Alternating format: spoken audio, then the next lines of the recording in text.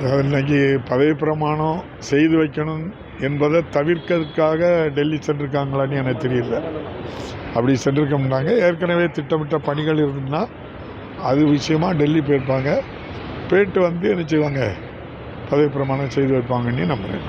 ஒருவேளை election date announce பண்ண பிறகு பண்ணிட்டு அதுக்கு முன்னாடி நமக்கு அவர் பதவி ஏற்கிறதுக்கு முன்னாடி அவர் அதுக்கு பிறகு அமைச்சராக பதவி ஏற்கலாமா? அதில் எந்த சிக்கலும் இருக்காதா? தேர்தல் நாடாளுமன்ற தேர்தல் அறிவுக்கு பிறகு நம்ம இவங்கள பதவி பிரமாணம் செய்யலாமா அப்படின்னு நீங்கள் சொல்லி கேட்குறீங்க. அதில் ஒன்றும் எந்த சிக்கலும் இருக்காது. அமைச்சர் அவர் பொன்முடி அவர்கள் மீண்டும் அமைச்சராக பதவி இப்போ எந்த சிக்கலும் இல்லை நமக்கு. முதலமைச்சர் யாரை அமைச்சராக பதவி பிரமாணம் வைக்கணும்னு கேட்காங்களோ அதை ஆளுநர்கிட்ட கொடுப்பாங்க. அதை முறைப்படி என்ன செய்வாங்க, பண்ணி கொடுப்பாங்க. அதில் ஒன்றும் கஷ்டம் இருக்காண்டி தான் நான் நினைக்கிறேன். ஏற்கனவே கடந்த ஆண்டு 5 மாநில சட்டமன்ற தேர்தல் நடைபெற்றது. அதில் ராஜஸ்தான் மாநிலமும் ஒன்று. ராஜஸ்தான் மாநிலத்தில் கடந்த ஆண்டு நவம்பர் மாதம் 25ஆம் தேதி தேர்தல் அறிவித்து தேர்தலுக்கான பணிகள் நடைபெற்று கொண்டிருந்த போது கரன்பூர் சட்டமன்ற தொகுதியில் காங்கிரஸ் வேட்பாளராக போட்டியிட்ட குருமூர்த்தி சிங் என்பவர் மரணமடைந்து விட்டார்கள். 15ஆம் தேதி நவம்பர் 25 தேர்தல், நவம்பர் 15 இறந்துருந்தாங்க. தேர்தல் தள்ளி வைக்கிறாங்க. ஜனவரி மாதம் 5ஆம் தேதிக்கு தேர்தலை தள்ளி வைக்கிறாங்க. மீண்டும் ஜனவரி 5ஆம் தேதி தேர்தலுக்காக பாரதிய ஜனதா கட்சியிலிருந்து சுரேந்திரபால் சிங் போட்டியிடுறாங்க. காங்கிரஸ் சார்பாட்டு மறைந்த குருமூர்த்தி அவர்களுடைய பையன் ருபீந்திர சிங் போட்டியிடுறாங்க. ஜனவரி 5 தேர்தல், அந்த இடைத்தேர்தல்.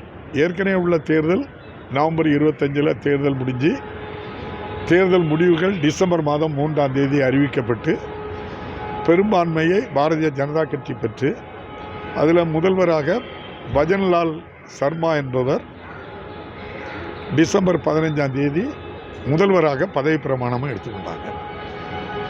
அதன்பின் அமைச்சரவை ஒட்டுமொத்தமாக டிசம்பர் மாதம் 30ஆம் தேதி பதவியேற்கிறாங்க.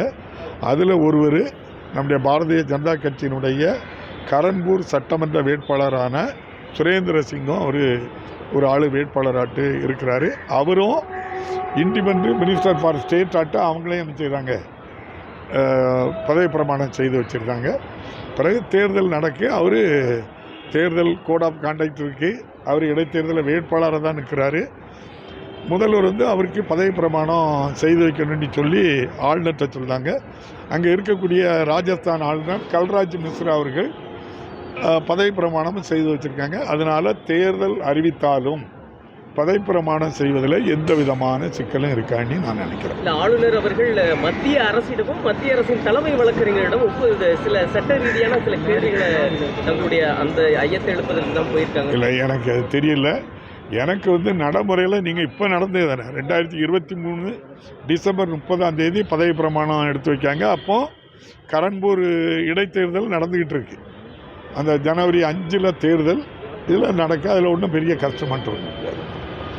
அதனால் இதில் ஒன்றும் தேர்தல் அறிவித்தாலும் அவங்க பதவி பிரமாணம் செய்வதில் எந்த விதமான சிக்கலும் இருக்காது. சட்ட ரீதியாட்டு எல்லா மாநிலத்துக்கும் ஒரே விதமான சட்டமாக தான் இருக்கும். அதில் ஒன்றும் பிரச்சனை இருக்கான்னு நம்புகிறேன். பாதகம் செய்பவரை கண்டால் நாம் பயங்கொள்ளலாகாது பாப்பா, மோதி மிதித்து விடு பாப்பா, அவர் முகத்தில் உமிழ்ந்து விடு பாப்பா. அண்மை செய்திகளை உடனுக்குடன் தெரிந்து கொள்ள இணைந்திருங்கள் இயம்நாடு தொலைக்காட்சியுடன்.